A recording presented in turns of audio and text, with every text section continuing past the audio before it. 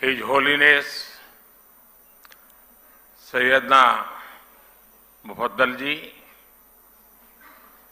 महाराष्ट्र के मुख्यमंत्री एकनाथ शिंदे जी, उप मुख्यमंत्री देवेंद्र जी, इस कार्यक्रम में उपस्थित अन्य सभी मान्यवर महानुभाव, आप सभी के बीच आना मेरे लिए परिवार में आने जैसा होता है।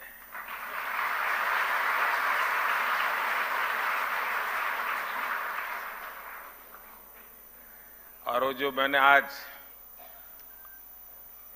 आपकी वीडियो देखा, फिल्म देखी, तो मेरी एक शिकायत है और मैं चाहूंगा कि इसमें सुधार कीजिए। आपने बार बार उसमें माननीय मुख्यमंत्री और माननीय प्रधानमंत्री कहा है। मैं आपके परिवार का सदस्य हूं, न मैं यहां प्रधानमंत्री हूं न मुख्यमंत्री हूं।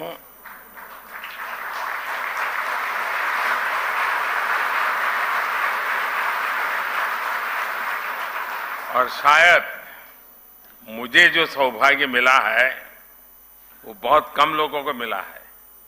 मैं 4 पीढ़ी इस परिवार के साथ जुड़ा हूं, 4 पीढ़ी, और चारों पीढ़ी मेरे घर आई है। ऐसा सौभाग्य बहुत कम लोगों को मिलता है। और इसलिए मैं कहता हूं कि फिल्म में जो बार बार मुख्यमंत्री और प्रधानमंत्री है, मैं तो आपके परिवार का सदस्य हूं और हर बार एक परिवार के सदस्य के रूप में आने का जब भी अवसर मिला है, मेरी खुशियां अनेक गुना बढ़ गई हैं।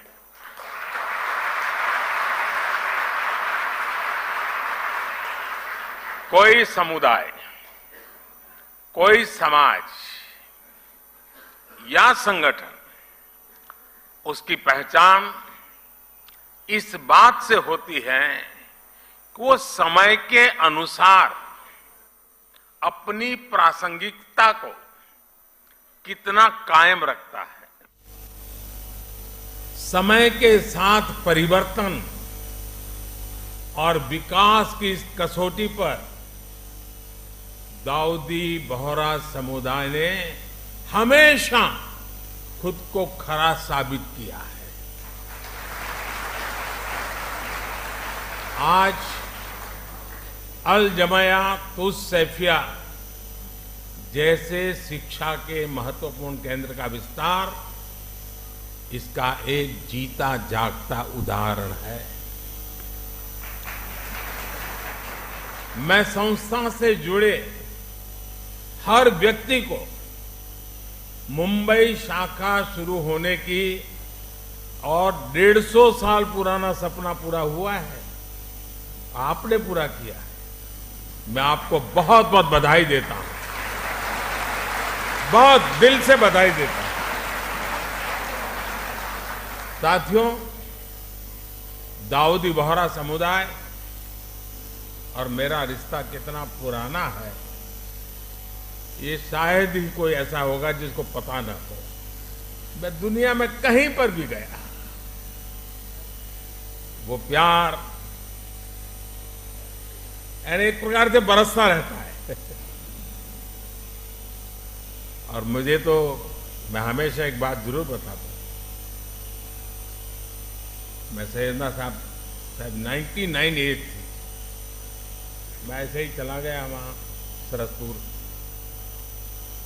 99 एज में वो बच्चों को पढ़ा रहे थे जी। मेरे मन को वो घटना आज भी इतना प्रेरित करती है। क्या कमिटमेंट, नई पीढ़ी को प्रशिक्षित करने का सैयदना साहब का क्या कमिटमेंट है। 99 एज में भी बैठ करके बच्चों को पढ़ाना, और मैं समझता हूं 800,000 बच्चे एक साथ पढ़ रहे थे। मेरे दिल को वो दृश्य हमेशा हमेशा प्रेरणा देता रहता है। गुजरात में रहते हुए हमने एक दूसरे को बहुत करीब से देखा है। कई रचनात्मक प्रयासों को साथ मिलकर के भी आगे बढ़ाया है। और मुझे याद है सैयदना साहब की शताब्दी का वर्ष हम मना रहे थे और सूरत में हमारा बहुत बड़ा जलसा था, मैं भी था उसमें। तो सैयदा साहब ने मुझसे कहा तुम मुझे बताओ मैं क्या काम करूं। मैंने कहा मैं कौन होता हूं आपको काम बताने वाला। लेकिन उनका बड़ा आग्रह था, तो मैंने कहा देखिए गुजरात को तो हमेशा पानी का संकट रहता है, आप उसमें कुछ जरूर।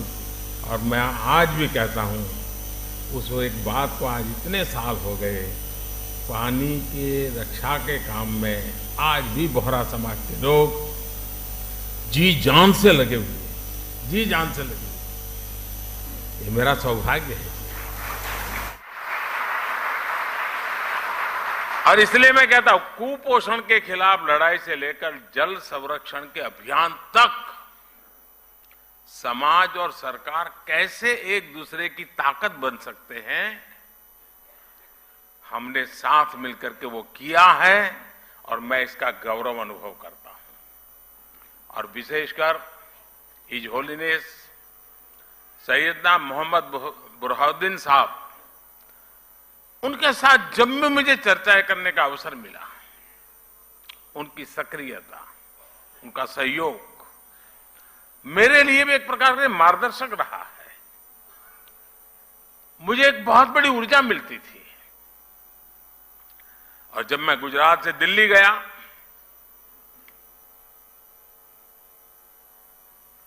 आपने गादी संभाली, वो प्यार आज भी बना हुआ है, वो सिलसिला चलता रहा। इंदौर के कार्यक्रम में his holiness doctor Syedna Mufaddal Saifuddin साहब और आप सब ने अपना जो स्नेह मुझे दिया था, वो मेरे लिए बहुत अनमोल है। साथियों, मैं देश ही नहीं, जैसा मैंने कहा विदेश में भी कहीं जाता हूं तो मेरे बोहरा भाई बहन रात में अगर 2 बजे भी लैंड किया है तो 2-5 परिवार तो आए ही हैं एयरपोर्ट पे। मैं उनको कभी कहता हूं इतनी ठंड में आप क्यों कष्ट उठाते हैं? नहीं, बोले आप आए हैं तो बस हम आ गए। वो दुनिया के किसी भी कोने में क्यों ना हो, किसी भी देश में क्यों ना हो, उनके दिलों में भारत की चिंता और भारत के लिए प्रेम हमेशा दिखाई देता था।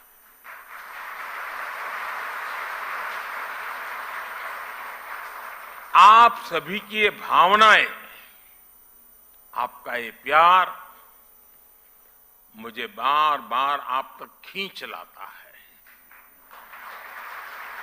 साथियों, कुछ प्रयास और कुछ सफलताएं ऐसी होती हैं जिनके पीछे कई दशकों के सपने लगे होते हैं। मुझे बात पता है कि मुंबई शाखा के रूप में अल जमाया तुस सैफिया का जो विचार हो रहा है, इसका सपना दशकों पहले हिज होलीनेस सैयदना अब्दुल कादिर नईमुद्दीन साहब ने देखा था। उस समय देश गुलामी के दौर में था। शिक्षा के क्षेत्र में इतना बड़ा सपना अपने आप में एक बहुत बड़ी बात थी। लेकिन जो सपने सही सोच से देखे जाते हैं वो पूरे होकर के रहते हैं। आज देश जब अपनी आजादी के अमृतकाल की यात्रा शुरू कर रहा है तो शिक्षा के क्षेत्र में बोहरा समाज के इस योगदान की अहमियत और भी बढ़ जाती है। और जब आजादी के 75 साल की याद करता हूं तो मैं एक बात का जिक्र जरूर करूंगा, और मेरा तो आप सबसे आग्रह है कि जब भी आप सूरत जाएं या मुंबई आएं, एक बार दांडी जरूर हो आइए। दांडी यात्रा महात्मा गांधी जी की आजादी का एक टर्निंग पॉइंट था। लेकिन मेरे लिए सबसे बड़ी बात वो है कि दांडी यात्रा में, दांडी में नमक सत्याग्रह के पहले गांधी जी आपके घर में रुके थे, दांडी में।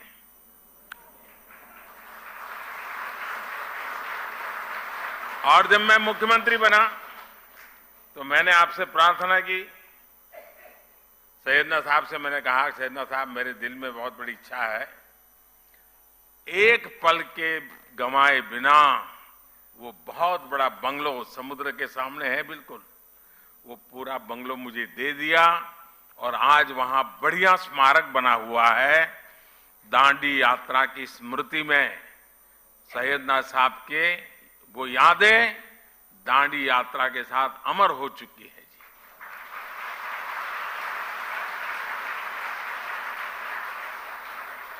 आज देश नई राष्ट्रीय शिक्षा नीति जैसे सुधारों के साथ, यहां बहुत सारे पुराने और आज वर्तमान वाइस चांसलर्स बैठे हैं, मेरे सारे साथी रहे हैं, अमृत काल में जिन संकल्पों को हम आगे बढ़ा रहे हैं, महिलाओं को, बेटियों को आधुनिक शिक्षा के नए अवसर मिल रहे हैं। इसी मिशन के साथ अल जमायातुस सैफिया भी आगे बढ़ रहा है। आपका करिकुलम भी आधुनिक शिक्षा के हिसाब से अपग्रेडेड रहता है और आपकी सोच भी पूरी तरह से अपडेटेड रहती है। विशेषकर महिलाओं की शिक्षा को लेकर इस संस्था के योगदान सामाजिक बदलाव को एक नई ऊर्जा दे रहा है।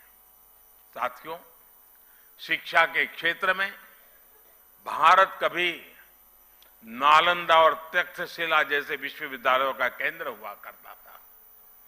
पूरी दुनिया से लोग यहां पढ़ने और सीखने आते थे। अगर हमें भारत के वैभव को वापस लाना है तो हमें शिक्षा के उस गौरव को भी वापस लाना होगा।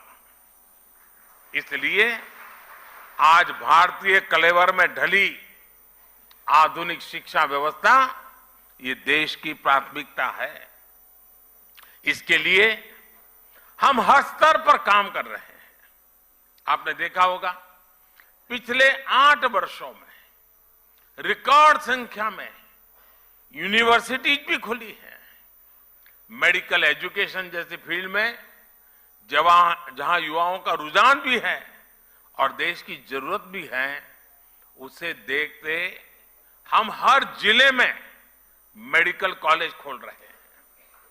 आप देखिए 2004 से 2014 के बीच देश में 145 मेडिकल कॉलेज खोले थे, जबकि 2014 से 2022 के बीच 260 से ज्यादा मेडिकल कॉलेज खोले गए। बीते 8 वर्षों में देश में, और एक खुशी की बात है, देश में हर सप्ताह एवरी वीक एक यूनिवर्सिटी और 2 कॉलेज खुले हैं। Every week. ये स्पीड और स्केल इस बात के गवाह है कि भारत उस युवा पीढ़ी का पुल बनने जा रहा है जो विश्व के भविष्य को दिशा देगी। साथियों, महात्मा गांधी कहते थे कि शिक्षा हमारे आसपास की परिस्थितियों के अनुकूल होनी चाहिए, तभी उसकी सार्थकता बनी रह सकती है। इसलिए देश ने शिक्षा व्यवस्था में एक और अहम बदलाव किया है। ये बदलाव है एजुकेशन सिस्टम में स्थानीय भाषा को महत्व देना। अब हम देख रहे थे सारा गुजराती में जिस प्रकार से कविता के माध्यम से जीवन के मूल्यों की चर्चा हमारे साथियों ने की। मातृभाषा की ताकत, मैं गुजराती भाषी होने के कारण बहुत शब्दों को से ऊपर उस भावना को पकड़ पा रहा था, मैं अनुभव कर रहा था। साथियों, गुलामी के समय अंग्रेजों ने इंग्लिश को ही शिक्षा का एक पैमाना बना दिया था। दुर्भाग्य से आजादी के बाद भी हम उस हीन भावना को ढोते रहे। इसका सबसे बड़ा नुकसान हमारे गरीब के बच्चों को, दलितों, पिछड़ों और कमजोर वर्ग को हुआ। प्रतिभा होने के बाद भी उन्हें केवल भाषा के आधार पर प्रतियोगिता से बाहर कर दिया जाता था। लेकिन अब मेडिकल और इंजीनियरिंग जैसी पढ़ाई भी स्थानीय भाषा में की जा सकेगी। इसी तरह भारतीय जरूरतों के हिसाब से देश ने और भी कई बदलाव किए हैं। पिछले कुछ वर्षों में हमने पेटेंट इकोसिस्टम पर काम किया और पेटेंट फाइल करने को आसान बनाया है। आज आईआईटी, आईआईएससी जैसे संस्थानों में पहले से कई ज्यादा संख्या में पेटेंट फाइल हो रहे हैं। आज शिक्षा के क्षेत्र में बड़े पैमाने पर टेक्नोलॉजी का इस्तेमाल हो रहा है। इसलिए स्कूलों में लर्निंग टूल का उपयोग होने लगा है। अब युवाओं को किताबी ज्ञान के साथ ही स्किल, टेक्नोलॉजी और इनोवेशन के लिए तैयार किया जा रहा है। इससे हमारे युवा रियल वर्ल्ड के प्रॉब्लम के लिए तैयार हो रहे हैं, उनके सॉल्यूशंस खोज रहे हैं। साथियों, किसी भी देश में उसका एजुकेशन सिस्टम और उसका इंडस्ट्रियल इकोसिस्टम दोनों ही मजबूत होना जरूरी होता है। इंस्टीट्यूट और इंडस्ट्री ये दोनों एक दूसरे के पूरक होते हैं। ये दोनों युवाओं के भविष्य की नींव रखते हैं। दाऊदी बोहरा समाज के लोग तो खासकर बिजनेस में काफी सक्रिय भी और सफल भी हैं। बीते 8-9 वर्षों में आपने ईज ऑफ डूइंग बिजनेस की दिशा में ऐतिहासिक सुधारों को देखा है, उसके प्रभाव को महसूस किया है। इस दौरान देश ने 40,000 कंप्लायंसेस को खत्म किया, सैकड़ों प्रावधानों को डिक्रिमिनलाइज किया। पहले इन कानूनों का डर दिखाकर एंटरप्रेन्योर्स को परेशान किया जाता था। इससे उनका बिजनेस प्रभावित होता था। लेकिन आज सरकार जॉब क्रिएटर्स के साथ खड़ी और उनको पूरा समर्थन देने वाली सरकार है। पिछले कुछ वर्षों में विश्वास का अभूतपूर्व वातावरण तैयार हुआ है। हम 42 सेंट्रल एक्ट में सुधार के लिए जन विश्वास बिल लेकर आए हैं। कारोबारियों में भरोसा जगाने के लिए हम विवाद से विश्वास योजना लेकर के आए हैं। इस बार के बजट में भी टैक्स दरों में सुधार जैसे कई कदम उठाए गए हैं। इससे कर्मचारियों और उद्यमियों के हाथों में ज्यादा पैसा आएगा। इन बदलावों से जो युवा जॉब क्रिएटर बनने का सपना देख रहे हैं, उनके लिए आगे बढ़ने के कई अवसर पैदा होंगे। साथियों, एक देश के रूप में भारत के लिए विकास भी महत्वपूर्ण है और साथ साथ विरासत भी महत्वपूर्ण है। यही भारत में हर पंथ, समुदाय और विचारधारा की भी विशेषता रही है।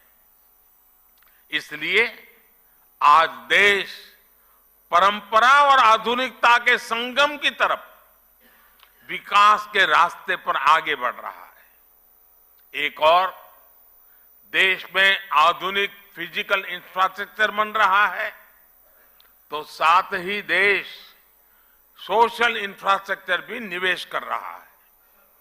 आज हम पर्व त्योहारों की प्राचीन सांझी परंपरा को भी जी रहे हैं और त्योहारों की खरीदारी के दौरान आधुनिक टेक्नोलॉजी से पेमेंट भी कर रहे हैं।